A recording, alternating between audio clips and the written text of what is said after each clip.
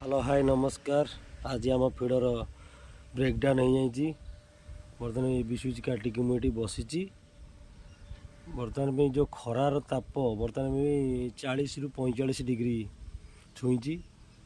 बर्तमान में 2:30 पाखापाखि है। एपर्तंत आम खाइनु कि आमर चली कम। ये स्विच काटिक ये बसी।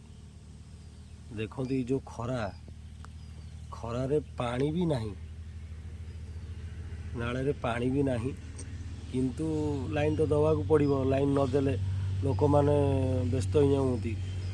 से बर्तमान स्विच काटिक रखी। फल्ट जना पड़ी। किछि बाट लाइन पाई आउ किछि बाट रही। जेहेतु 60 किलोमीटर आमर फिडर रही से लोक तो दवाक पड़ो। सेवा नदेले केमती हम समस्ते बिल भी दौंती। आउ स्विच काटिक बसी। जय जगन्नाथ। एमती लोक मानकर लाइन टा लोक मैंने पाई जातु। फल्ट भी आमको मिल जाऊ। जय जगन्नाथ।